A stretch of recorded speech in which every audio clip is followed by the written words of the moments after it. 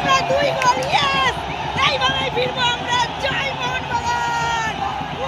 Just অনুভূতিটা দেখো, অনুভূতি। এই বৃষ্টিতে ভেজা আজকে সার্থক করবো আমরা, কোনো ড্র না, শুধু জিতবো। সেই বৃষ্টি হচ্ছে, সেই আজকে আমরা জিতবো। বলেছিলাম আজকে জিতবো, ইয়েস! বলেছিলাম যে শোধ করে আমরা জিতবো, ইয়েস! আজকে আমরা ফিরবো বলেছিলাম, ফিরে দেখিয়েছি। এইভাবেই বদলা নিতে হয়।